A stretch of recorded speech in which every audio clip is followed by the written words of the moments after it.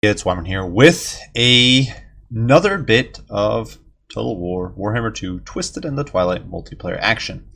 Once again, we are going to be squaring off against the mighty Rubber Duck of War, except this time around, the Skaven Paw is on the other foot, as we are going to be running the forces of the Skaven against the forces of the Wood Elves, rather than the other way around. And this was one of several matchups we played against one another. You can see some of the other ones on his channel. Rubber Duck does have some excellent content besides that as well. So lots of great multiplayer and Warhammer content. Definitely go check him out. But without further ado, let's dive in. Because I do think this build that we are running here does highlight some of the problems with this DLC, potentially. Because I do think, by and large, the content additions in this DLC are rather good. I don't think there's much that's bad, but I do think the build that we're going to be running here is going to be showing some of the problematic features, perhaps, of the DLC. And it really boils down to this blob that you already see here in the middle of the map. So going over the composition here. The army is dirt cheap garbage tier. There isn't much to be said for it. It is just a horde of Skaven slaves, a bunch of trash troops all around, a bunch of Skaven slave slingers behind that. The army is dirt cheap, and really all of our striking power in this build, and this is really what I want to build the composition around, is centered here on this hero mob. So going over the comp here for our lord, we are rocking Throt the Unclean. The filthy rat is riding along here on his brood horror. Now, of course, he is fairly flimsy HP and armor-wise, but he does, of course, get regen. He's got missile resist, physical resist, and he does regenerate HP, so he's very, very powerful there.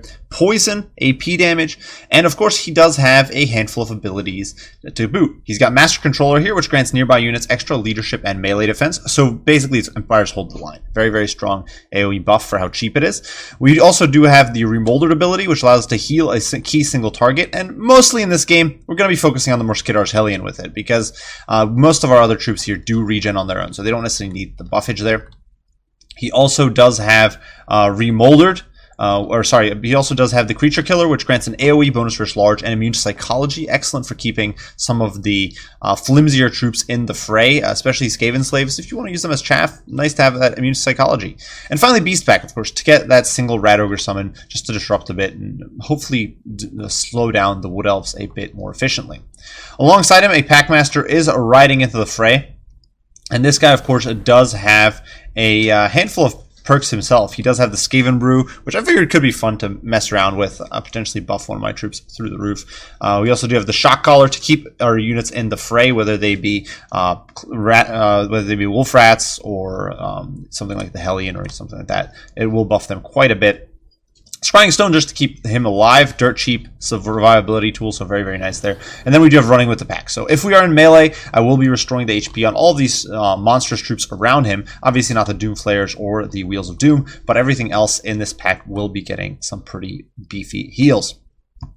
Now, besides that, for our mage, we actually brought an Eshin Sorcerer. Now, I don't think this is necessarily the scummiest choice here. You could definitely bring some nastier units, but I wanted to have a little bit of additional insurance against specifically ethereal stags. And so we've actually brought an Eshin Sorcerer, and he is going to be coming in with the Warp Stars. So that can potentially snipe off characters, snipe off models on those stags. Not going to do the greatest amount of damage otherwise, but you know, a little bit of chip damage here and there combined with Toxic Rain, definitely nice. Skitter Leap to help stealth my troops, especially if I need to run away or gap close on a missile line. Armor of Darkness, once again, missile resistant armor, great to keep these troops alive. And he himself, of course, has concealment bombs to stay alive a bit better. Not the greatest character against Wood Elves, I don't think, just because he is fairly easy to snipe out with, say, Arrow of Kurnus or just homing arrows. But I figured he'd be a fun and something that's perhaps a bit of a clutch save against something like the Great Stag Knight Regiment around, but also just something. I wanted to try something other than summons, though I think summon spam would be nasty with this build as well. Besides that, we do have the Morskiddar's Hellion, a mutant rat ogre. The Regiment of Renown, and this bad boy is real nasty. He does have the Zap ability when he slams people in melee. He also does have Warp Discharge, so whenever he's engaged in melee, he does cause damage to nearby combatants, which is pretty disgusting. He does a lot of damage that way, just melts through enemy troops, and of course with the magic damage and high weapon strength, he will be destroying units like the Ethereal Stagnites himself. We also do have the Wheels of Doom providing support, so really rounding out this blob, alongside a unit of Doom Flares just to mulch enemy infantry, while the rest of the core here should deal with armor. I do believe this is actually I'm pretty confident this will be a tourney illegal build, because we do have 3 monstrous creatures plus a big old Doom Wheel here, so not necessarily something you'd see in a tourney situation.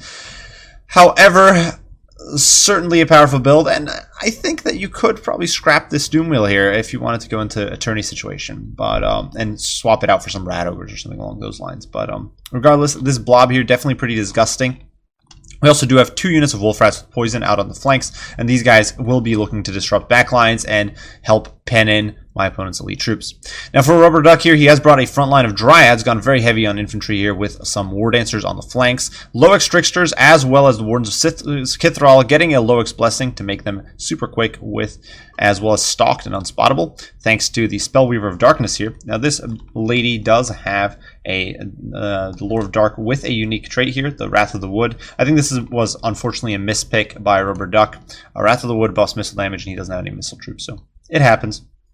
Soul Stealers in there, as well as the Chillwind, so definitely going to be melting some of my troops, potentially can wreck some slaves or wreck my single entity mob with Soul Stealer. Also does have the Arcane Conduit for Winds of Magic and Opal Amulet to keep this lady alive. Besides that, we do have a horde of great Stagnites, including the Ethereal Regiment of Renown, some Glade Riders with spears on the periphery, and more over here on this flank, looking to close the gap. And as you can see, we're immediately counter-charging here. The dogs charging into the Glade Riders, and as long as they're not surrounded, as long as they're engaged like this, they will tear these boys to shreds. With only 15 armor, suffering from poison, and the charge having soaked by Skaven Slaves, these Glade Riders are just having an awful time of it. Over here in the meantime, you can see spells going down. Soul Stealer only clipping the Morskitaur's Hellion, as well as the unit of Skaven Slaves. So these guys, yeah, they're going to have a bad day. They're not going to hold very long at all, but we are able to pull back successfully, and in the meantime, clean up this backline harass. So these Glade Riders are getting wrecked. And keep in mind, this front line is a joke, and that is probably a generous way of putting it. They're kind of garbage troops. So if I lose some Skaven Slaves, I'm not going to lose sleep over it. And yes, these Skaven Slaves here are getting routed, but we are disrupting the enemy formation and picking off the mobility, chasing them off the field and removing them from play. In the meantime, the Stagnites here are plowing through, but our mob has engaged, piling in. Of course, the Rubber Duck does not have any heals here, and you can see the AoE buffs going down. Armor of Darkness granting additional armor, making these guys much tankier against the War Dancers and Dryads, especially as the Rat Ogre Summon does go in to disrupt and harass. And despite the changes to knockback and infantry mass, these Dryads and War Dancers are still not enough. And Throt simply ambles along right out of combat, escaping pretty handily there alongside his pack of cronies. Now, the backline here definitely not having the best time of it. The Eshin Sorcerer surrounded and getting beaten down by the Sylvan Knights. Pops Concealment Bombs, which doesn't conceal him very much at all, but it does stall a little bit here as we're able to close the distance. And you can see I'm trying to snare these guys with that 90 speed. Very, very useful. When we're not able to clip them with poison, they just outrun us. And yeah, kind of crappy. But I was trying to get these guys snared and beat them down. You can see we are trying to throw out some Warp Stars at these bad boys. Pick off a few models here and there, as the Doom Wheel just runs rampant. And one of the big problems is that these guys do not have heals available right now, so all the models they're losing or all the damage they're taking is permanent. In the meantime here, backline getting compromised. The Morskitaur's Hellion does anchor the line, though, holding against the Great Stagnites and using its monstrous weapon strength to hold the line. The AP definitely a bit overkill against these angry deer boys, but you know, it does give it some extra. It does get a little bit of extra damage through that 60 armor, and of course with magic damage, it's easily bypassing their physical resist. And you can see the bleed on these guys as we surround them and pound them with a horde of single entities, and it's really just a brutal engagement there. Morskitaur's Hellion there getting buffed up by the Skaven Brew, removing all of its armor, but at the same time buffing it up to monstrous levels with weapon strength. You can see weapon strength up to 490, melee attack up to 136 for the moment there between Remolded and Skaven Brew. So some insane stats there, and we're just mulching through the line here. And in the meantime, the Pebbles are back online. The Skaven Slaves just raining death and destruction in on the Wood Elf line, and the faster Dryads here are trying to catch them, but it's just not cost effective. These guys are dirt cheap. They cost me nothing, and I really don't care if they die. So yeah, I'm not going to cry over some Skaven Slave Slayers. In the meantime, the Mosquitar's Hellion has recovered most of its HP despite Soul Stealer going down. The deer are fleeing. These guys down to 16 models and are 13 now and routing, and just in a really precarious position. The Lost Silver Knights down to 12. The Great Stag Knight's 13. And there is an infantry pocket here, but as long as the Doom Wheel is still alive and kicking, it can always run those guys over. So really, I need to get rid of the large. And at that point, we've met our win condition, and there's little that Duck can do. And as you can see here, he is doing his very best to try to pen in these big targets so he can kill them off with infantry, but I'm just doing my best not to let him do that because, yeah, I don't want to lose Mosquitar's Hellion. I don't want to lose the Packmaster. Fortunately, Scrying Stone there not going to be enough. We do get pulverized and routed, but with a lovely 107 speed, there's no way in hell this guy's getting caught. So he's just going to back off, survive, and in the meantime, the knights die. Now, as you can see here, there isn't much left. There is the Spellweaver of Dark, a handful of cavalry coming back, some Glade Riders with spears over here, some Dryads coming back into the fight, but most of the infantry here is now a goner. You can see that AoE effect going down from the Hellion, destroying that infantry, and just poor Tricksters and the Wardens of Skithral there just not able to hold out.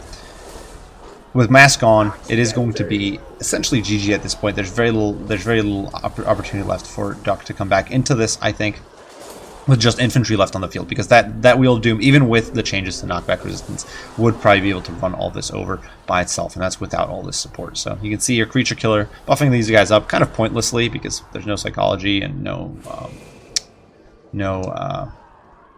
large to fight, but Shock Collar also helping keep the Hellion in the fray, and we do pull out of the fight here, chasing after the last handful of Lost Sylvan Knights. Some Glade Riders here are going to get engaged and run down by a handful of Doomflayers, as well as the Skaven Slaves. The Doomflayers had been removed from play, so that was definitely a good play there, but we are then able to kind of rout off these Sylvan Knights. They're fleeing from the fray. The Hellion here pounding down on these frail Elfin troops. And as the routes begin to kick off, it's definitely going to be a snowball effect. The leadership and HP at this point is just too low. There's not enough. There's no healing for these guys, so, as mentioned before. So even grinding it out like this with some fairly even grinding it out like this with some fairly inefficient sustained combat troops, it's just not going to be enough. And you can see there, the Wheel of Doom piling through, crunching Dryads. Immunity Psychology means they're not going to tear her out, but it's just not going to matter. The poor Ashen Sorcerer, though, doesn't have the greatest of times here. Does get run off by the Glade Riders and the Stag Knights there. They could probably finish him off even on 3 models. It's just too weak, but we don't really care at this point. The mob is too strong, and it's going to be end game there. The Glade there getting engaged on the Spellweaver, I should say, getting engaged on there, and our Sorcerer even survives. A pure victory for the Skaven. Now, as mentioned before, this build here is not tourney legal, so that is something to keep in mind. However, it's a build you could quite handily, I think, replicate and get something close enough. You could probably scrap something like the Wheels of Doom, make room for, you could bring Mortars even, you could bring some Rat Ogres, you could bring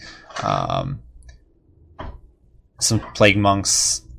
There's a lot you could do with the Wheel of Doom. You could bring an extra unit of Doomflayers, something like that, and maybe like an extra unit of Doomflayers and an extra unit of Hounds. The Doom Wheel is not necessarily the end-all be-all of this build, because crunching infantry can even be done by cycle charging the remaining troops here, and if you have a few Doomflayers, that's more than enough. So this is not too illegal, but I do think this build kind of highlights how insane the Skaven mob can be. A Rubber Duck here, obviously it's a bit of an experimental build. He's running a lot of infantry, which might not have been the greatest against the Hellion. The Hellion there racking up almost 3,000 worth in value, so that is pretty bonkers. You can see the character values there. Not necessarily the greatest on the Brood Horrors, but very big on the Hellion especially, and pretty solid on the Doom Wheel actually. But Doomflayers got routed, of course, which sucked for them. But the problem is that as long as you just have a handful, as long as you just bring these these single entities, it's going to be very hard for the Wood Elf Large to do very much. Every now and then you pop a buff from Throt. You can even beat down a character like Durthu fairly well, or a Tree Man or something like that, because you do have some magic damage in there, some big beefy AP. And cleaning up the infantry is kind of trivial at that point. So I wouldn't even say this is necessarily the greatest build against Wood Elves either. There's other factions where you can abuse single entities much better without risking, say, missile pressure or that sort of thing. And I do think this build kind of highlights just how much insane sustain you can get. You've got summons. I could have had summons for days here if I'd swapped the Sorcerer out for a Plague Priest. You can have... So you can have additional summons. You've got, of course, the heal from the Packmaster as well as the heal from Throt. The Morskidar's Hellion is in there as well, just providing that constant source of AoE damage and magic damage, plus crippling your opponent's abilities if they've got any. And you just have this very, very annoying blob. And I think it's going to be a problem in certain matchups and in certain builds with this upcoming patch. That you've got these 20 stacks that are really a 6 stack surrounded by a tide of trash. And the trash, especially with the mass change, or I should say the knockback changes, is going to be much more difficult to shift. It's not going to be that easy to shift a unit like Skaven Slaves or Skaven Slave Spears quickly, or just pile through them with cavalry. So as long as one of these units stays around, as long as you've got a summon in the pocket, you can stall and your single entities will just do work. So it's a little concerning here. But regardless, great game to Rubber Duck here. As usual, just a lot of fun. Running some, obviously keep in mind these are test builds and weren't necessarily a representation of what the meta might be in a few weeks, but good fun there. Be sure to check out his channel. He's got lots of great multiplayer content. And as usual, guys, do thank you all for watching, and I will see you all in the next one. Bye for now.